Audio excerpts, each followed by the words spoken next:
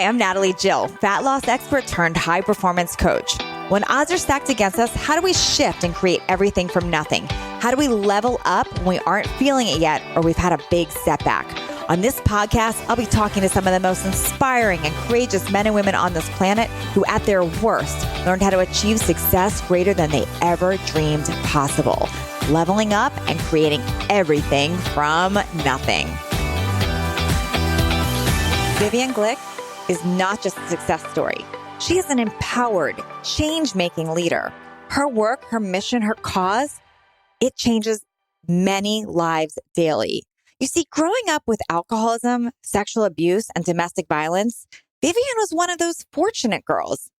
She lived in the U.S., and she had access to mentors, education, support, and more. But after the birth of her son, Zach, through the experience of a mother's love for a child, Vivian woke up to a true realization that every human life matters. After learning about the horrific numbers of children dying from malaria and orphaned by the AIDS epidemic in Africa, Vivian was moved to make a difference. She founded the Just Like My Child Foundation in 2006. Join in today and learn exactly how Vivian Glyck turned pain into purpose and continually levels up to create everything from nothing. Oh, I'm so excited to talk to you. She is the founder of the Just Like My Child Foundation. Vivian, thank you so much for being here today. Thank you for being here. Oh my gosh, this is such an honor. Thank you. So there's a whole journey that brought you to founding this foundation. And I know that's, people look at you now and you look like you've got it all together and you've got this perfect life, but there's a whole journey of what makes you you and how it brought you to this point. Can you take us back? Like, who were you before all of that? Sure. Well, Just Like My Child Foundation was really started as a result of an extreme life shift and journey that I encountered. My son, Zach, was born in August of 2002. And after he was born, I had back-to-back miscarriages several years later. And during all of this, I was constantly in this inquiry about what should I do? Where am I supposed to turn? And that's like something that I think all of us who are drivers and go-getters, we don't just sit down. We're like, what am I supposed to do with this? Uh-huh. The answer for me just kept coming back to do the next right thing. And that for me was to find out why it was that other children around the world, as I was reading about and studying about and had a very sharp learning curve about the circumstances that children were facing around the world. And why was it that my kid got to have this incredible life when every 30 seconds in Africa, where I ended up working, is a child was dying of a mosquito bite, or a woman was dying, 2 out of 10 women were dying in childbirth. How could it be that 12 million children were orphaned by HIV? And so these questions really came out of my knowing that I wanted to have 10,000 kids instead of one more kid, which is what really happened for me as a result of that incredibly dark time of having had these back-to-back miscarriages where it's like, what is going on? So wait, this is really interesting because you have a child who's fine, and then you've got all these miscarriages. Now, a lot of mothers would go down this whole path of just like trying to fix the miscarriage and never get to that point of there's a bigger purpose for me. There's a bigger vision. What even made you aware of that? Or were you searching for that? Did something happen? What brought that into your attention and your awareness? Because it is a big issue and a big problem that not a lot of people talk about. Yeah. Well, Natalie, for me, I just fell madly, hopelessly in love with my son when he was born. And I just got what the incredible honor and challenge that we have as parents, as mothers, of keeping this human being alive, and that life is really so tentative. And just the thought that I would not be in a position that I could potentially not be in a position to ensure his health, his well-being, his future, because of where I was born, became unbearable to me. And so it was just this sort of juxtaposition of learning about what was going on for children around the world at the same time that I was parenting, this adorable then toddler. Yeah. And it was the combination, but even more so, my parents are both Holocaust survivors. They came here in the 50s, and they were, I always say the Holocaust never ended. For those of us who are the children and the grandchildren, there's always just this sort of passing down of the trauma that occurred, not only to the individual, but to the entire population and really the planet, the reverberations of that. And so I learned very early on to not turn my back on human suffering just because it wasn't happening in my front yard. So there was always this knowledge that even though I wasn't seeing it, that it didn't mean that it wasn't there, because of what I had learned in terms of nobody paying, the world taking so long to pay attention to what was happening during the Holocaust. And I think somehow that just got into my DNA. And I was like, well, here's this situation where I'm learning about what's going on with these children. And then I have the opportunity to do something, because now I am not, quote unquote, burdened with yet another baby here. It's like, What do I do with this energy and this love? I can't put it away. How am I going to expand it? I think it's such an amazing journey, just you even saying that. And what a shift of perspective, because I think there's so many people that struggle with having a baby, or that whatever's happening with them, and they stay stuck on what's wrong. And you fully looked at, what am I meant to do? What's the blessing in this? What can I do? And you turn that around. Like, even the way you just said, instead of having one more child or another child, like, how can I help tens of thousands? That's just incredible. Like, that you even got to that point. What did that take? Was there a moment, like you said, it's in your DNA, you had the compassion, but was there something you saw, something you heard? What really drew you to that and those children? Oh, that's a really good question. I really do think, more of my story sort of going back as a result of being the child of Holocaust survivors, et cetera. My upbringing was extremely challenging. My father was an alcoholic. I was sexually abused by him for many years. I witnessed domestic violence. It was very, very challenging.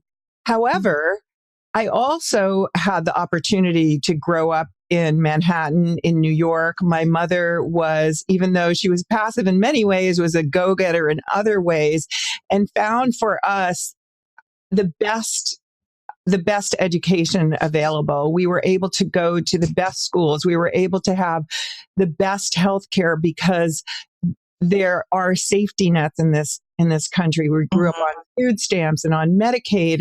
And so I think I started to learn so much about these children in Africa in particular, for whom there was no safety net. And I couldn't imagine what that would be like. And, there's that sort of parallel of, the pain pleasure, when when your pain exceeds your pleasure, you take action. And I think for me, there came a point where this information just started coalescing in my body, and the pain of me doing nothing became greater than the pleasure of my comfort. And I remember specifically sitting on a spin bike in my gym and taking a look around at us having this wonderful time to indulge and take care of ourselves. And I could literally hear these children crying on the other side of the world. And wow, I had no idea what I was doing. But like I say now, looking back, I just did the next right thing. Wow. that led to the next thing and the next thing and the next thing. Why do you think people avoid what's going on in the rest of the world? Like you said, you heard these children crying on the other side of the world, and I can hear it in your voice. I mean, how passionate you are about them and how compassionate you are for them. Why do you feel that so many people choose not to learn about that or look at it or be involved in that? I believe it's because they don't have a way to connect. If this was happening to a neighbor's child or to a school in particular in our community, it's within our periphery, and we're able to really connect. And I feel as though that's the thing that I've been able to do without really even knowing that I could do that, is to connect people to understand that these children that we're working with and having a transformational impact on now are just like their child, right? So that's really where the name of the organization, Just Like My Child, comes from. It's that ability to say, wow, what would I do if this were my child? And so I think it's just what's out of our periphery. I mean, life is busy. We've got a lot going on. We get self-absorbed, and we have the luxury of being self-obsessed. Yeah. And I think that, it's once you feel it in your heart, I know you're a mom, and, once you feel it in your heart, you can never let it go. What wouldn't any of us do to keep our own child alive? It's so true. Yeah. You mentioned that you had a rough childhood, that you had this domestic violence, sexual abuse, alcoholism, you had all of these things. So as you were dealing with that as a child, you mentioned you had these safety nets around you, like the good education and all these other things. Do you feel that has drawn you to the compassionate for these other kids? Like maybe because you suffered, you had these things, but you feel that you had another escape and they don't? Is that part of the tie-in? Oh, definitely. Definitely. I ended up having a mentor when I needed it most, very much around the same age that the girls that we work with now, between 10 and 15 years old. And I think there's this story that I tell about the moment where we decided to start working much more intensely with adolescent girls, because we see them as the potential for really transforming the planet at the end of the day. Sure. You see a girl, I see the future, is sort of one of our taglines. And I remember that we were going to build a school. We had built many schools, we built hospitals, et cetera, et cetera. And, after a while, it just sort of seemed as though we were mopping up the floor while the sink was overflowing, because the issue was every time a girl gets forced out of school, is raped, contracts HIV because of gender-based violence, et cetera, then we lose the potential and the opportunity for her. And I remember at the very beginning of this, we were working with one community, and we had a facilitator who was working with the girls, and she really felt as though something was going on with them. And she took them outside away from the other adults so they wouldn't feel self-conscious. And she said, I'm going to explain to you what sexual abuse is. And when she did, she said, now, who here has experienced this? And out of a group of about 20 girls, all under 13 years old, every single girl raised their hand. Wow. Yes. And when I saw that, it was like just a lightning bolt to my consciousness of knowing exactly how those girls felt, and exactly how they felt terrified to tell anybody about what was happening to them, and that they were that they couldn't even talk amongst themselves about it. And so for sure, what I experienced and then my ability to grow beyond it and to extricate myself and to sort of figure out who I was. And, that always takes more time than we'd like, contributed deeply to my sense that we could do something. It wasn't just like, oh, this is horrible, but just that we had the opportunity to do something that could allow these girls to find their own power within themselves. So, yeah, I would say so.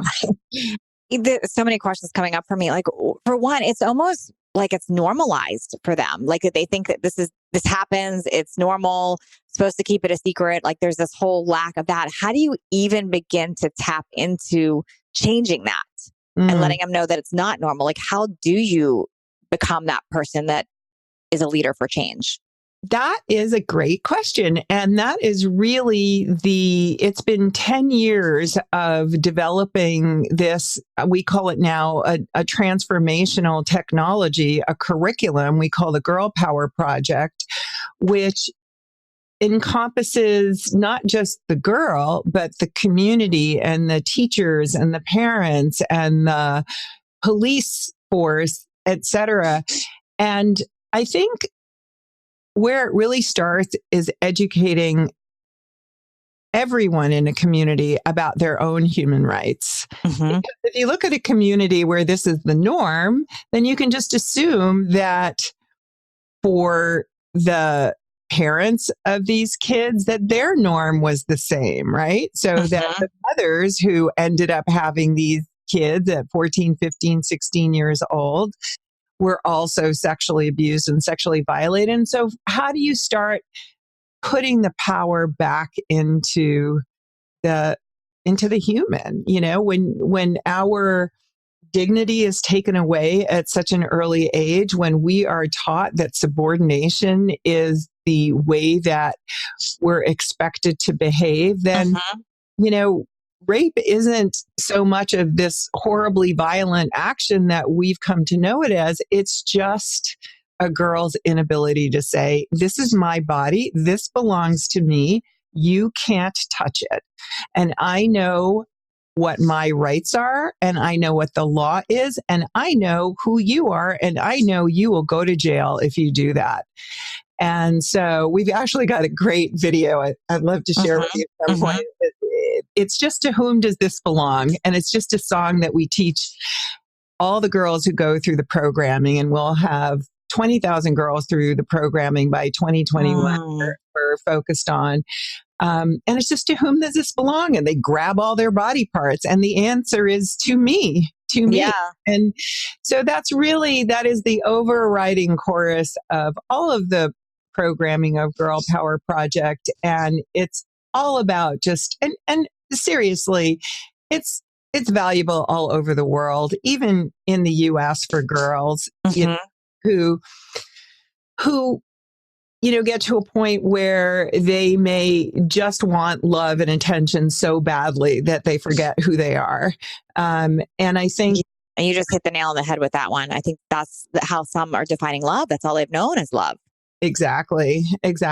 And so I think, and it's been a really amazing thing to go back. I'm actually headed back to Uganda in less than 2 weeks. And when I used to go, I've been working there since 2006. I could guarantee you that 95% of girls in the age group that I'm talking about, 10 to 15 years old, would rather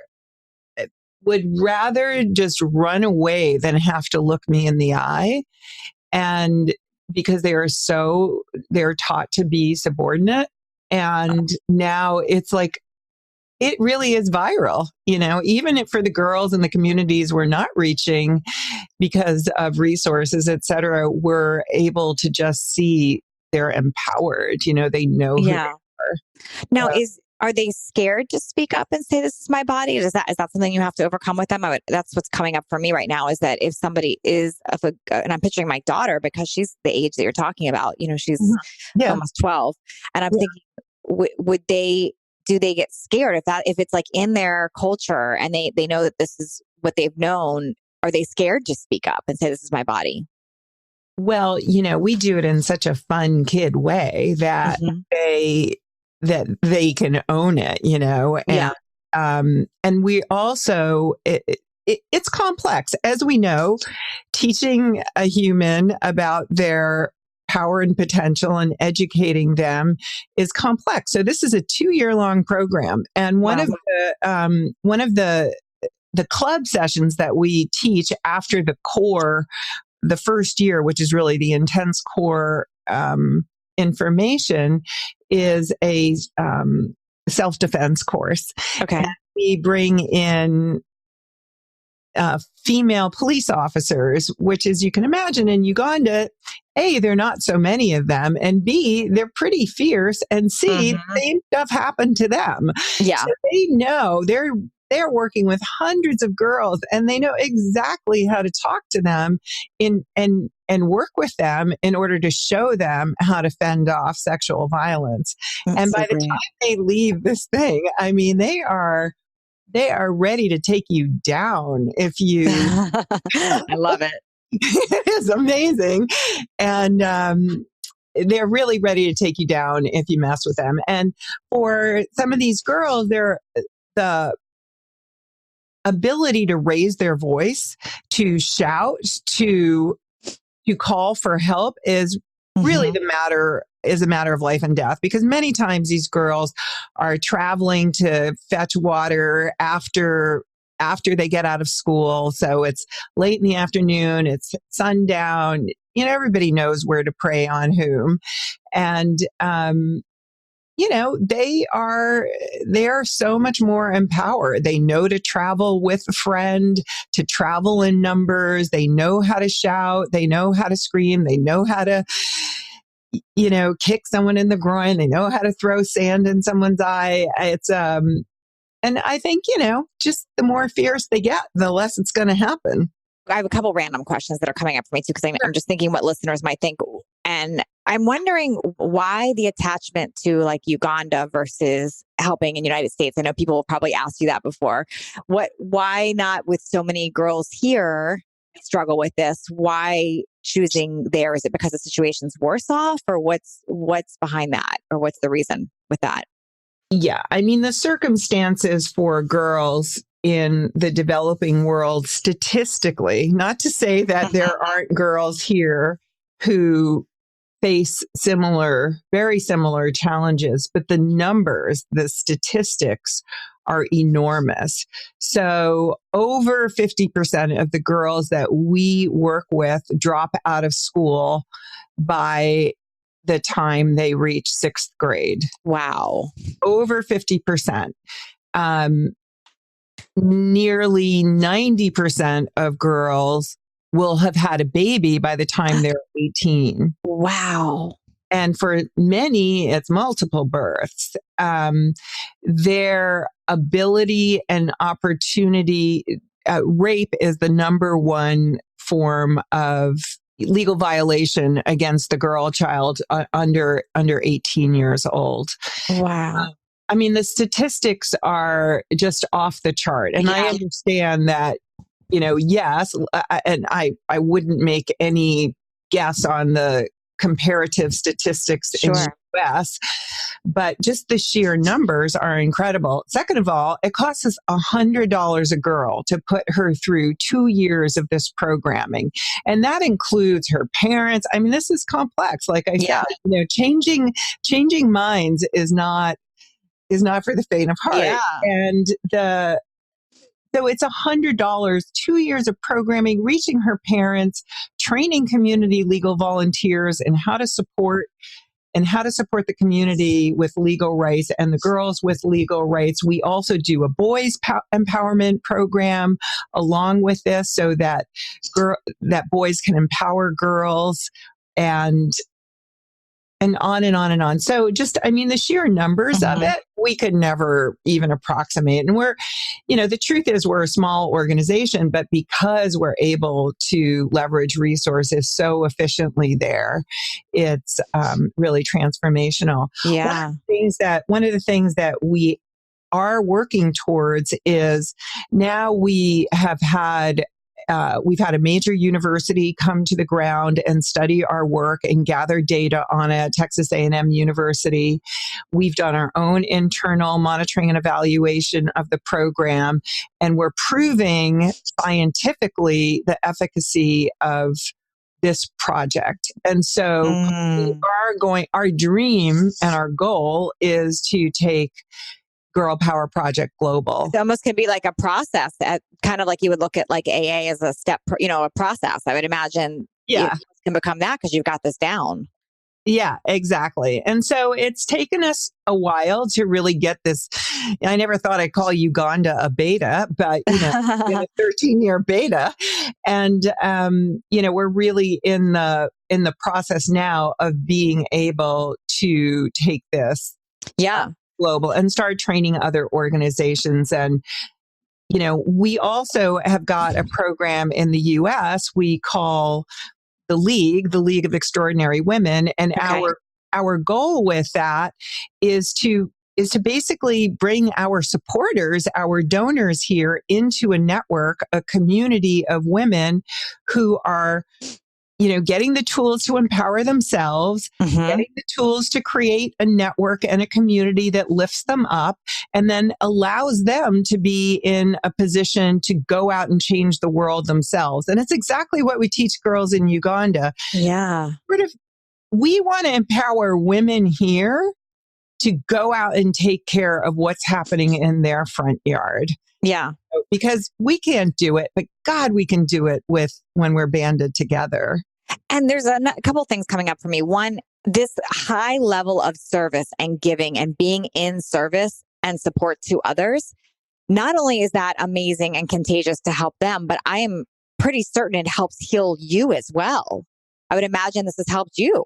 Well, it helps heal all of us. There is a large body of data now that the ultimate biohack is giving. Yes. That your longevity, your peace of mind, your stress hormones, your relationships are massively improved. And I don't have the numbers in front of me, but there's a big body of data on it. And that's really what I want to sing from the hilltops is we talk about all the ways that we can improve our health. Just be in service as life transforms. So absolutely. And that's our dream and our vision for the League, which is now growing and building on this side. It's a way for us to raise money and transform women here as well, and to put them in a position of being able to transform their lives as well, just like I was able to transform mine and my family's also, because everyone's in the family business. Yeah. And then something else that's coming up for me is you really are a strong leader. And I want people to really hear this listening, because there's a difference between a leader and someone that just thinks they're successful in life. And a leader is a change maker. And that's really what you are. You're making a difference in others. You're changing the world. And I think a lot of people that think that they have success, or maybe they've had like business success, they're missing this part by turning a cheek and avoiding. Like there's this whole theme around, I'm not going to watch the news. I don't want to know what's going on in the world. It makes me upset. But that extreme, like, I don't want to know what else is going on in the world. I'm just going to stay in my bubble. That's not being a change maker. That's not making a difference or being a leader. And I really want to acknowledge you for truly stepping up and being that. Thank you. I hopefully it's been inspiring to other people to do the same. I mean, that's kind of one of the hidden things that I never imagined I just didn't dream of, because honestly, I'm not a teacher. I'm a doer. I look at all these people like you and, so many people that I know that are unbelievable teachers, and I'm a doer. And somehow that has inspired people to do as well. And it's nothing I ever dreamed of out of this, because I really, really did. I'm so deeply inspired by the idea of finding ways for children to reach their potential. Yeah. Any Yeah. which way. And you're doing it. You now have, like you've mentioned, tens of thousands of children that you're helping. It's really incredible. Yeah. How can others get involved and help? How can they support and help? Well, I am, I think first of all, visit our website, justlikeMychild.org. We find out more about the league and how you can get involved. It's we've made it a subscription model. You join the league and you are, just by joining the league, you are transforming the lives of 10 girls every year. It's a $97 a month subscription, or really donation, or $1,000 a year. You get to be involved in these gatherings where we bring extraordinary women together. There's always an inspirational talk, and we have the time to network. And there's a quality of this that's so different, I think, than, just going to a conference or going to the next seminar. Yeah. It's just that women are dying to be purposeful. They're dying to step into action. Like Lynn Twist says, we think we're making a living, but so many of us are making a dying because we're selling our soul for money instead of letting money heal us. And I think that, so I would love as many people as possible to take part in the league. One of the things that we're doing is... And can they find that, by the way, on the justlikeMychild.org? They can find how to do the league? Okay. Yeah, it's in the drop down under Get Involved. Join the league. And there are other opportunities on there to do a do-it-yourself fundraiser. It takes just 10 seconds to set up your own fundraiser to help that goes directly towards our Girl Power Project, $100 a girl. We are actually traveling to Uganda in a couple of weeks now. We're going to do a live cast from there that we'd love to invite everyone to. And really just come to Africa with us. You can learn about traveling with us to Uganda. I've taken probably hundreds of donors there now with their kids, and we allow kids 13 plus to come with us. And it's been truly, truly transformational. But, to your point, it's not just, yes, of course it's about these girls. And what I've been able to see in terms of the girls that we are working with, how they are improving our world now. Like, you would never want to turn your back on that. No. You've convinced me. I'm absolutely jumping on that website and convinced me. I mean, it's amazing how much we don't know what we don't know. Like, just even talking with you, like, I think I understood until I'm talking to you. I'm like, boy, I really didn't understand. And just even the name of it, Just Like My Child, I mean, it really makes it close to home, because you're right. You listen to the neighbor or the friends, but we don't look at what's going on in the rest of the world. And we really are all truly connected. And now more than ever. Yeah. And for $97 a month, my gosh. I mean, I think about what women listening to this are spending on themselves to feel better. Like, you could skip 2 nail appointments and like change someone's life. It's incredible. But not only that, you change your own. I mean, the data is so clear. And, I do want to say something else, Natalie, because I know that this is of importance to you as well as the mom of a daughter. And is that when I say that we brought this into the family business, or, Just Like My Child is the family business, my son, who's now 16 and a half, since he was 5 or 6 or 7, has been raising money, collecting, coming with me to Africa, these kids. And I mean, like, the first time that he went, he was so uncomfortable and so shy and it just broke him open, because he never would have had that huge gap to jump. And then, for his bar mitzvah, he ended up raising money and giving all the money he raised to build a library. Incredible.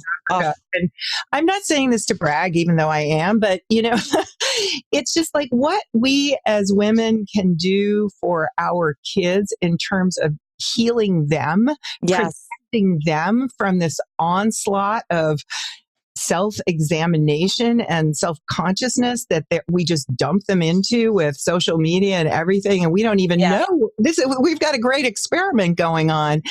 Help them to find their soul through giving, through service, whether it's this or something else. And you will have so much better of a handle on how to keep them clear and safe from all of the pitfalls out there. You'll arm them with it because they'll know what's right. So incredible. I want everyone to go to justlikeMychild.org. I'm totally going to go look at the league and see how I can help. And I'm actually interested in figuring out how I can get to Africa and do one of those trips because that's incredible. Wow. I do have a question for you that I ask everybody that's a guest on my show. And I'm curious, especially the work you're doing and then your own stuff that you've been through. If somebody's in their own personal rock bottom, whatever that is in their life, I mean, maybe it is where those girls are, what they're dealing with. Maybe it is they're struggling with their miscarriages or something, anything along those lines. Maybe it's a financial problem, but whatever it is, it's their personal rock bottom. If you were to give them 3 pieces of advice that they can start implementing, shifting their mindset to level up their life and create everything from nothing, what would you suggest? First of all, and I'm glad you bring this up because it's good advice for me even today. It's just be kind to yourself. You know, nobody beats us up better than we do. Right. And, you know, to just have compassion. And so number 1. And number 2 is to be grateful for the monster that you're facing. You know, is to stop and look the monster of whatever your circumstance is right in the eye, because it will tame it right there, right? Like just stop running from it, turn around and look at it and go, you know, this is the present. I am in the moment. I am facing this head on. And you might just disarm how horrible it is if you stop running from it. Yeah. And number 3, and this is really my mantra, and it's my next book title, it's do the next right thing. You know, I was looking at your material and I think you engage this every day also. It's just like, you know what the right thing is for you to do. As women, our intuition is so solid, and men also, you know, we know when we're listening to everybody else's channel of what they think we should be doing.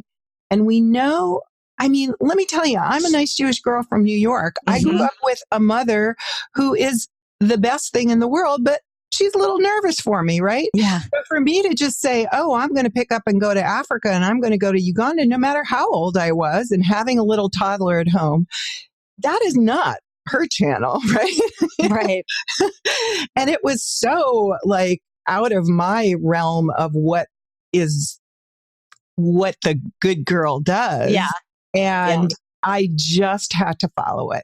Just had to follow it and find the people who can hear you and support you with that and do the next right thing. Because I'll tell you, I woke up, you know, when the second time I had a miscarriage and I saw that fetus up on this huge screen in the doctor's office, and the doctor and I both looked at it, and at the same time we said the same thing, and that's there's no heartbeat.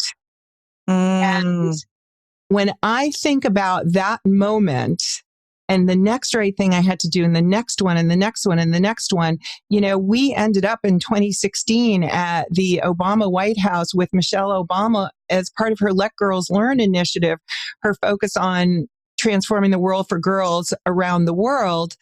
You know, it was an incredible honor, but also like, who would have thought, right? You don't need a plan. You just need to do the next right thing and to have a community that supports you. Yeah. Well, Vivian, I want to thank you for being a change maker and being a true leader. I've interviewed a lot of inspirational people on the show. You really stand out as a true change maker. I mean, and you really do care, and it's evident. So thank you. And I hope lots of you listening go and check out that website, see how you can support, how you can help get your girls involved, get your children involved, and spreading that news. Thank you so much, Vivian.